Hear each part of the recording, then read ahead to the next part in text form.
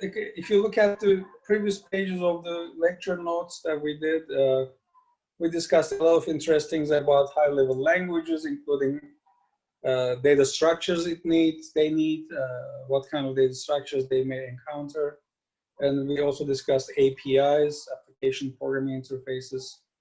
And we talked about implementation of an arithmetic logic unit to handle computer arithmetic in hardware. This could be including integer arithmetic or floating point arithmetic. And in addition, there is multiplication and divisions that needs to be done in hardware with proper algorithm. We know that division and multiplication needs shift of bit positions in hardware to achieve a very complex arithmetic. In other words, it's very easy to handle division and multiplication just by using the shift operations, either shift to the left or shift to the right. Okay, so you can look at this. We'll come back to this another time for a different reason, but this picture practically tells you what you need to do in hardware to handle the whole division or multiplication. So you can practically divide any number to any number, including floating point numbers. Right, and then we talked about the logical operations. You have AND operation, OR operation, bitwise operations, or single bit operations. So we all defined those things earlier. Now, here we are. We are at this step to talk about compilers, right? Compilers are very important portions of the computer systems. Let me close my window because I keep hearing its background noise coming from right next to me. I have a big, anyway, interesting place. Since this is actually a beach community, even though summer season is closed, a lot of people come to the beach area. I'm right by the water. I told you it's like 50 yards from the water. Okay, so yeah, compiler is very important. Actually, you even saw that question, I think problem number 2 in the homework questions is telling you you have 30,000 lines in the program. So how can you make faster if you want to finish it early, right? So who's responsible to make it faster? The compiler itself. So there are good compilers and there are bad compilers in the world. Not all the compilers are the same quality, believe me, that's true, right? So now we'll understand the structure, internal structure of a compiler, how the things are handled and what needs to be handled during the execution of a compiler or creation of a compiler, right? So let's look at the qualities of a good compiler. 1, it must be correct. What does it mean? Of course it must be correct, right? But you know, you cannot really insert some unnecessary lines to make the program incorrect, right? That's starting point. It has to be representing what a programmer wants to do in program. Good, so that's 1. Second one, it must be robust, right? It means if somehow you insert a wrong data to the program that you are running, compiler must understand that's the case and it shouldn't crash. It should probably warn you. It should say, okay, you can't do this and that, in a nice message on the screen, but it should safely either stop and let you know where to do, what to do next, right? It has to be robust. Third one is efficiency. It has to be efficient. That means when you run a compiler, the compiler cannot expand itself to a big number. In other words, it cannot use the whole memory space just for itself, right? It has to use the resource of the computer system to the minimum and make it efficient, make it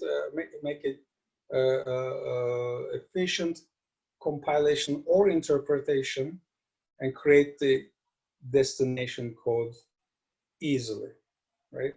without expanding itself. And the last quality is the usability. That means if you look at the whole computer system, including all the other system software such as linkers, debuggers, or editors of the system, right? So you have to be linking with other tools in the computer system easily. So you have to be, I mean, you cannot be just simply standalone tools to handle everything. You have to be able to think, work with all the components of the computer system, including the operating system related functionality, right? So that's also important. So all these four things come together and defines your compiler quality. All right, so let's go to anatomy of a compiler from beginning to the end, right? So the whole idea is take the source program to create a target program, right? First of all, what is your source program? Source program is your regular program written in a high-level language. It could be Java program, it could be C++, C#, Python, any program, right? It's your source code, we call it. Source program or source code, same thing, right? Then we run it through the compiler, and compiler creates a target program to be understood by the processor itself, computer itself. So that's your target code or target program, right? So during that time, during that phase of operation, compilation, actually there are multiple phases that your source code goes through, all right? First, you see this little box on the bottom picture, phase 0. It goes through some phase, and it creates some intermediate representation of your program. That's why we call it IR, intermediate representation of the source code, right? That's IR1. And then IR1 is taken and fed into phase 1, another box here. Phase 1 creates IR2. And then this gets repeated as many times as needed, depending on the compiler, right? To go through the multiple phases to create the final target code, right? So we present the source code and we get the target code at the end of these phases. So, but typically there are 3 important phases in the compiler. So we'll talk about those 3 phases which must exist in every compiler.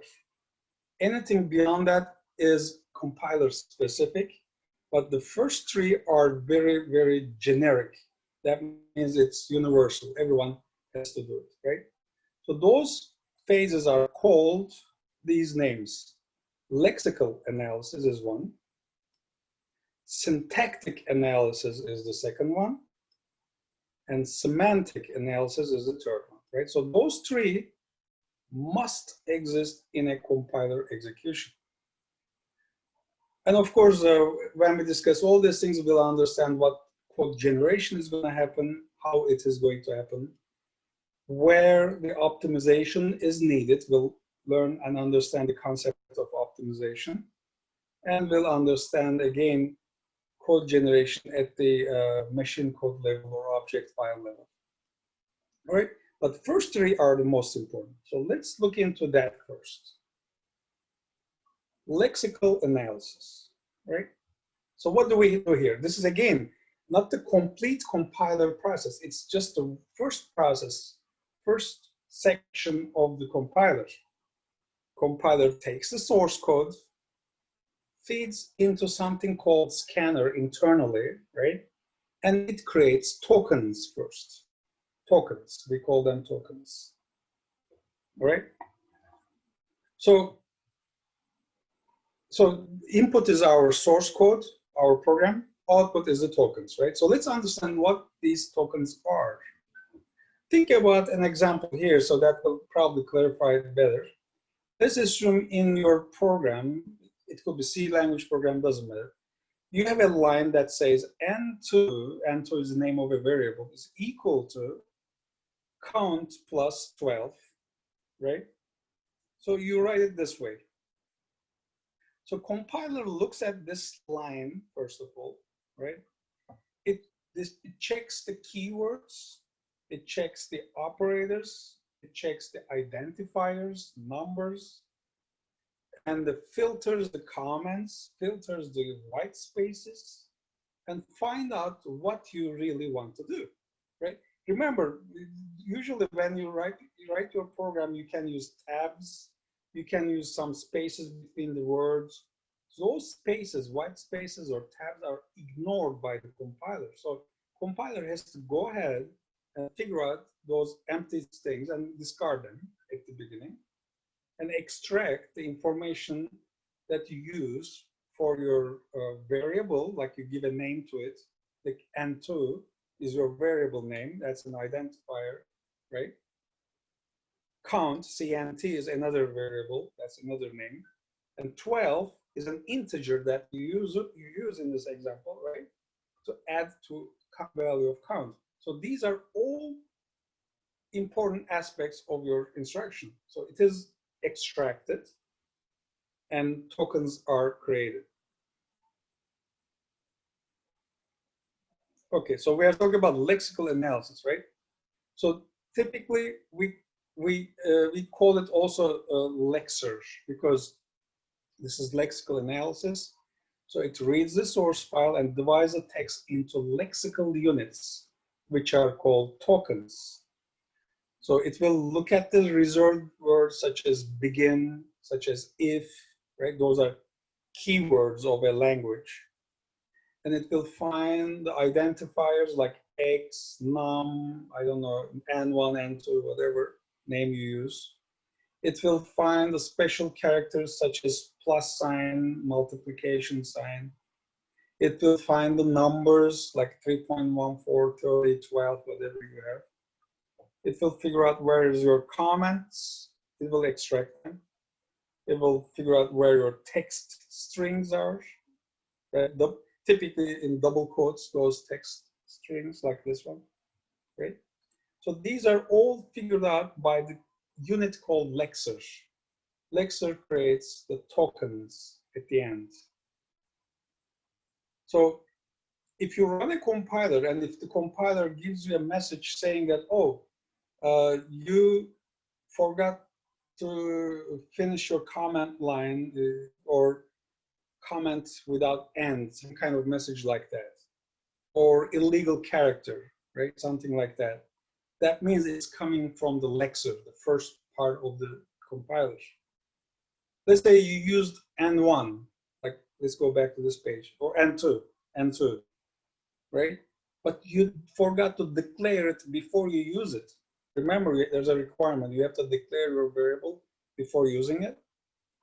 The compiler say, hey, you are using a variable which is kind of not there, which is not declared, right? So that's the lexer is responsible for. So let's look at another example here. Let's assume your expression is this. X is equal to 3.14 times 9.0 plus y. So what lexer does is it parses, parses it out and then figures out what each character means. In this case, X is an identifier, right? X is your name of your variable.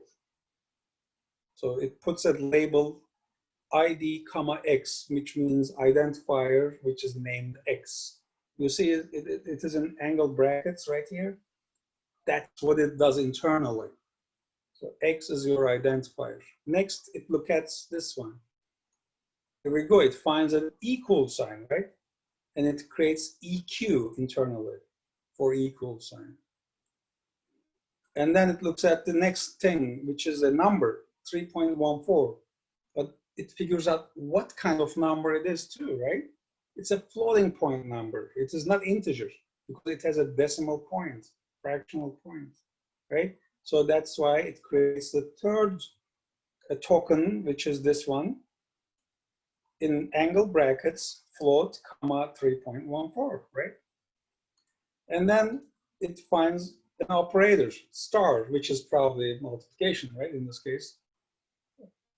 It creates a token for it. Then it finds a parentheses. Here we go. It found a parentheses.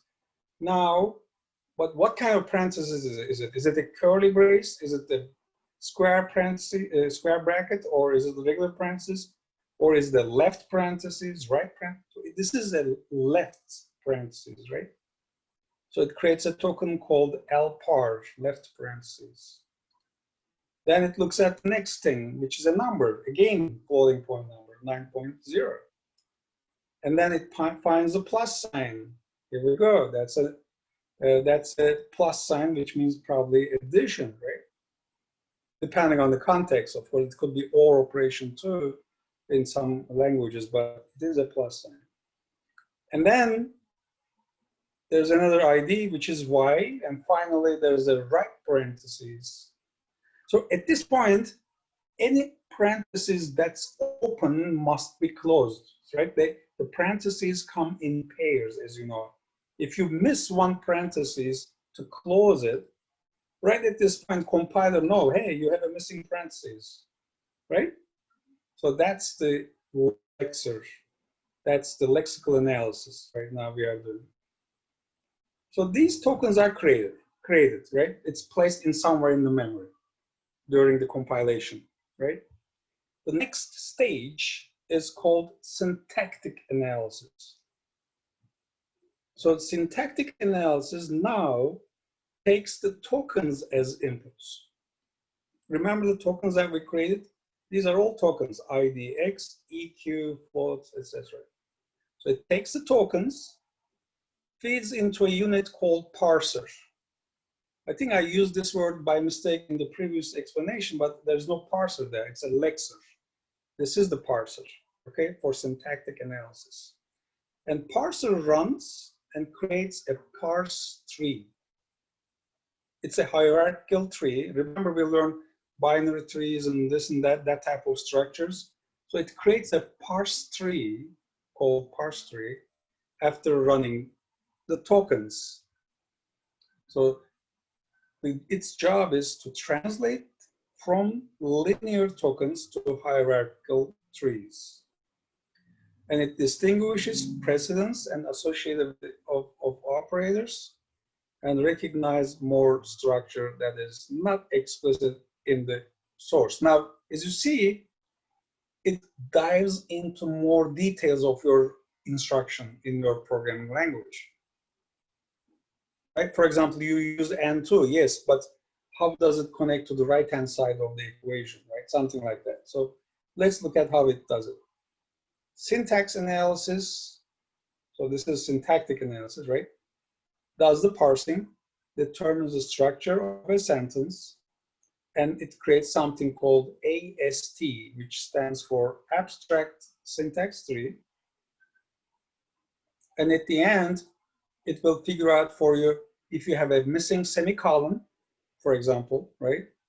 If you have missing comma, or you start the block of code with begin, but you forgot to type end at the end. So those type of report messages, errors, are reported by syntactical analysis.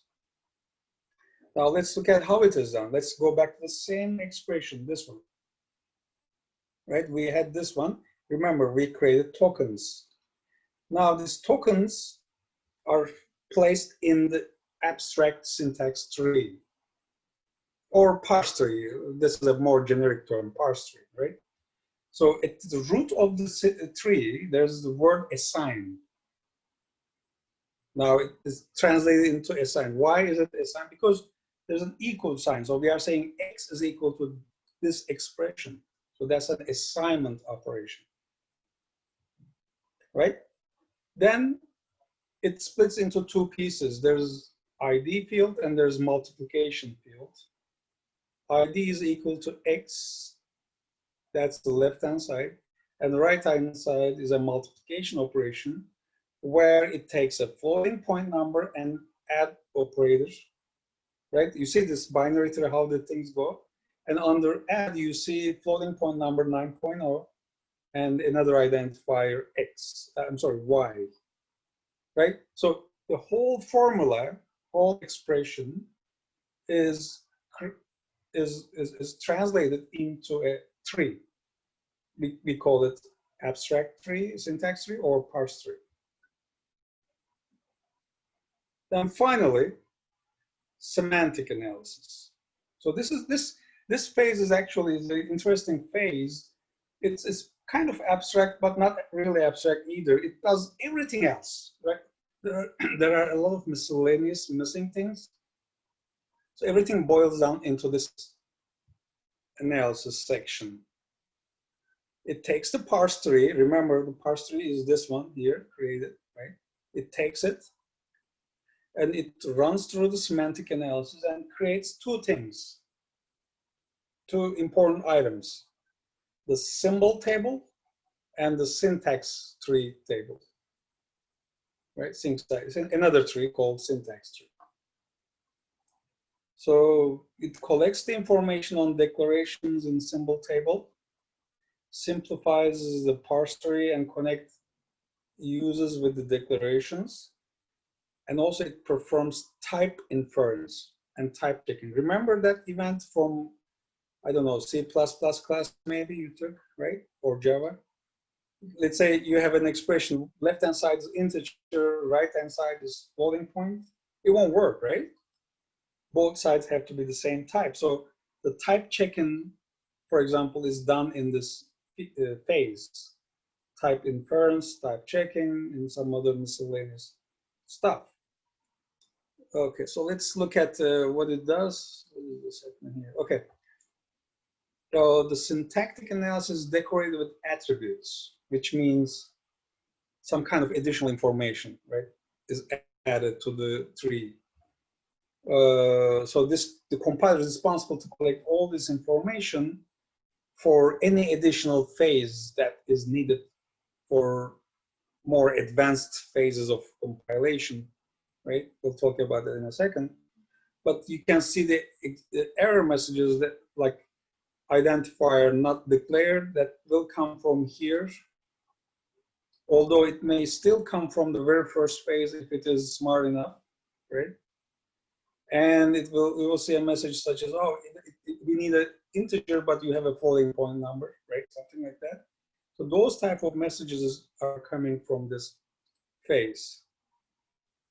So it's gonna check if left-hand side is compatible with the right-hand side, and then the other things around it, like if you are using constant numbers, are you allowed to use a fractional number, or are you allowed to use floating point number, etc., or integer or character, right?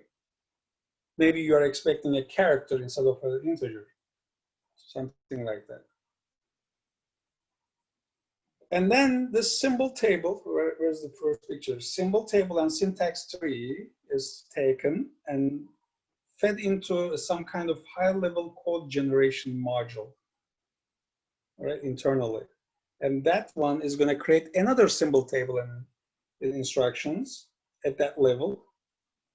So this is done in a specific IR phase. IR, as you know, stands for intermediate representation, right? Somewhere in the middle. So we'll create some kind of intermediate translation into some internal structure.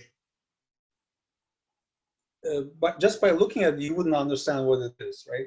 Only compiler itself knows it. And then there must be some kind of optimization for a good compiler. Remember, in the homework number 1, problem 2, we went down from 30,000 instructions to what, 23,000 or something like that instructions, right?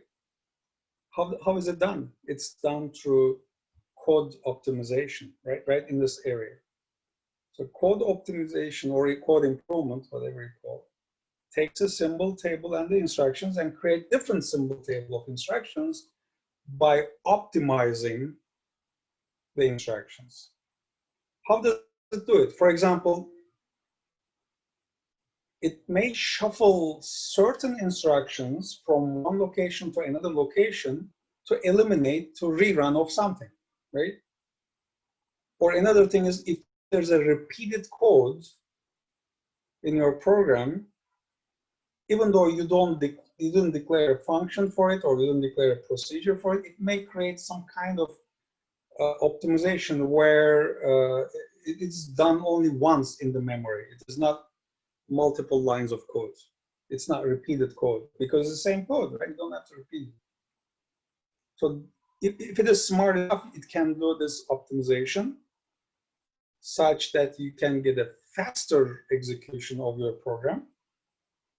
And at the end, hopefully, you will need lesser memory to run a program as well. So two things important, right? Lesser memory space and faster execution. So both are important. So that's your code optimization. And then finally, so we are going towards a low level. Our final object file is going to create it, right? So at the final level, you create the final code by doing this execution at the low level and create the object file or target file. That's another source code. It could be assembly code. It could be machine language code, depending on where your compiler is responsible. Right? It could be combined. So it is possible that the whole compiler takes the C language code, let's say, goes all the way down to machine language, right? So it's in one shot, it goes through all these phases and create a machine language code for you. And many things are also operating system dependent because how your data structures are created in your memory, how the instruction scheduling happens in memory, etc. So a lot of details, of course, come into this compiler final stage. All right, so let's look at this example. Let's assume you have a procedure called foo. There's a variable I inside, it's a loop variable. There's a begin, there's I equal to 1, and then says while I is less than 20, do a loop, right? Print I times 2 and increment I by multiplying it with 2 and adding 1 and finish it, right? So for this type of a program, lexical analysis, okay, this kind of review of what we just talked about. Lexical analysis creates these tokens, right?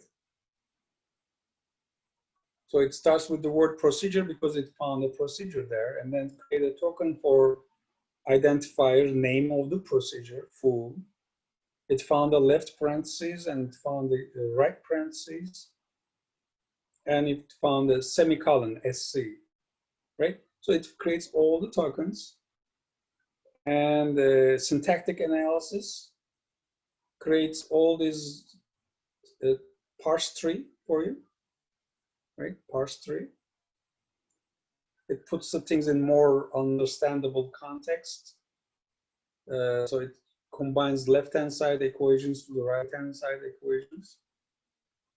And then finally, semantic analysis goes into more detail to figure out if you have any other types of issues, such as you are expecting floating point, but you found integer, etc.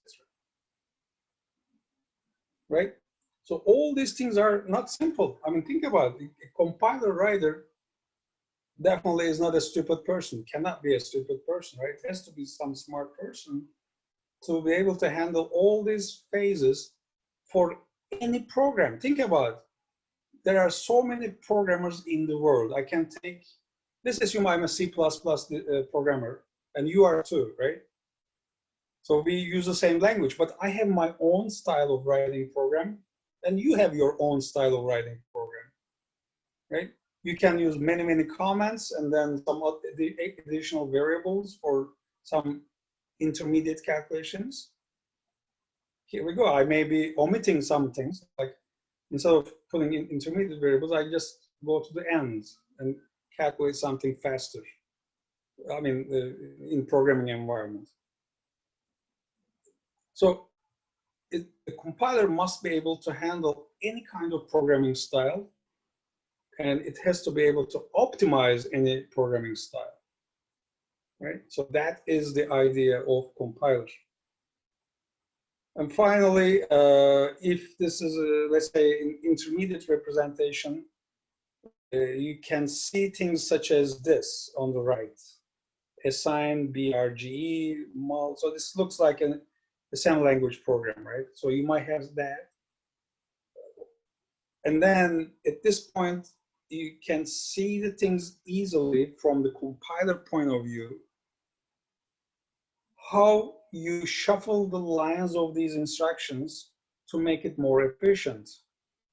For example, can I take line number 7 and put it right after line number 3? If I do it, is it going to be faster? So these are the questions a compiler writer needs to ask in general, right? How can I make it run faster? Right, so you see, this is the left-hand side is IR and right-hand side is optimized IR. So you saved 1 line of code here, right? Originally 8 lines, now it is 7 lines, something like that. And then finally, oh no, not finally yet. So after the intermediate code representation, we use the actual assembly language code of the specific architecture. Again, we'll learn MIPS, right? MIPS, processor machine language or assembly language. So it's going to use that syntax to create the target code.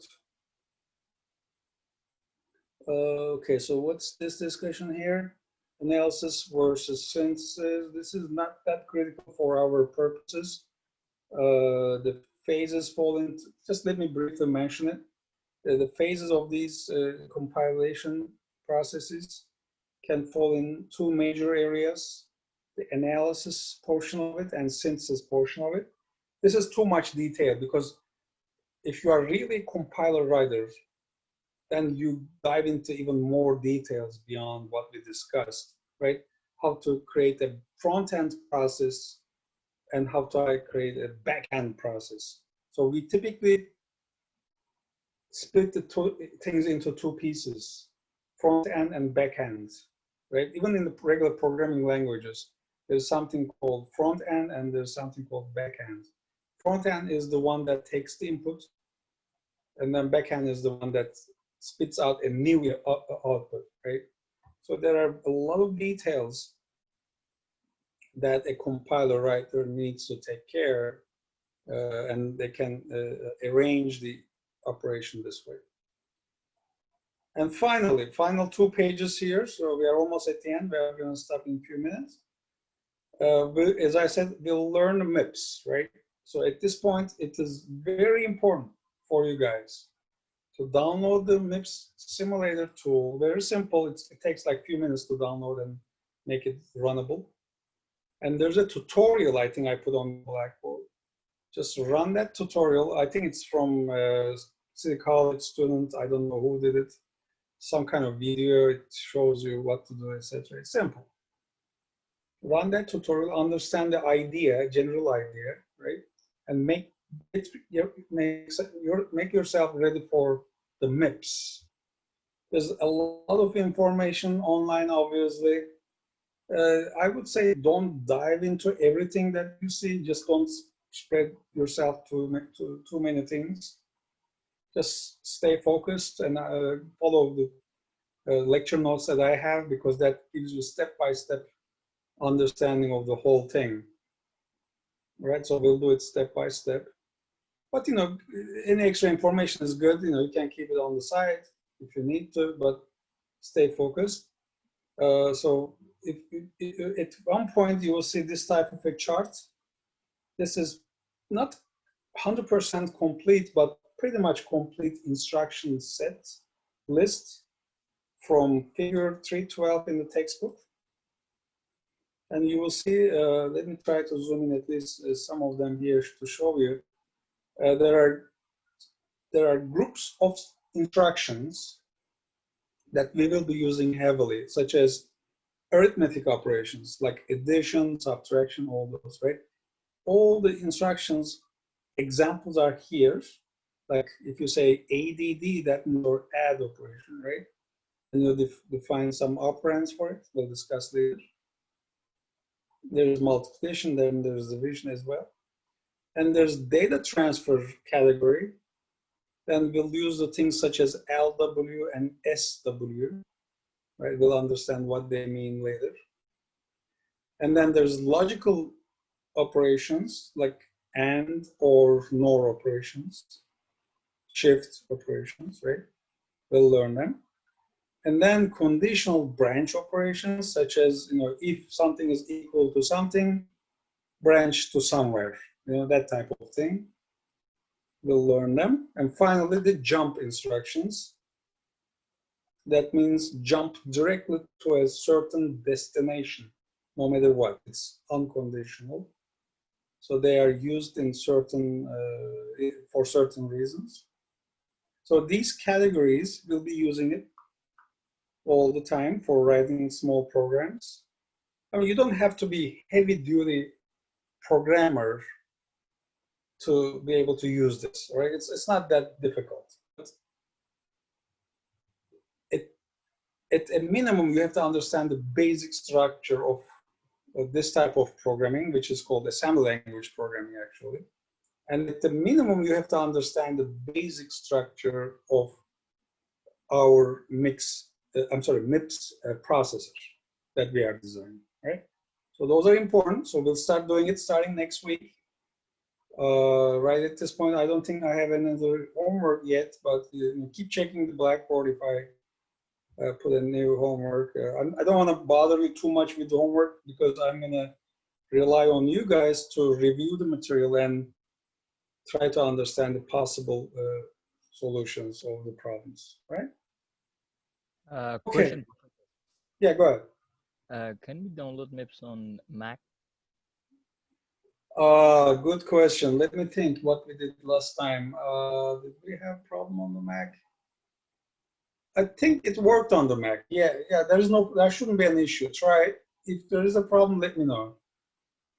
I think Mac handles that download. Thank you, Professor. Mm-hmm. Yeah, let me know if it doesn't work. Okay, anybody else, guys? Any question? Okay, so then I'll see you next week. So have a great weekend. Stay safe. So I'll see you next Tuesday. Thank you, Professor. I have one question. Thank you. Professor, I tried to upload the homework. I tried to upload the homework on Blackboard, but it didn't go through. So I emailed you. But did you do it before the deadline, 6 p.m.? I did before the deadline, yes. Okay, then that's good. Try to next time be careful. Don't create any problem because I may miss the email, so you will get no credit if that happens, right? So try to upload everything on the Blackboard. Sure, Professor. Thank you, Professor. All right. Have a good night. So see you next time, guys. You too, Professor. Have a nice bye.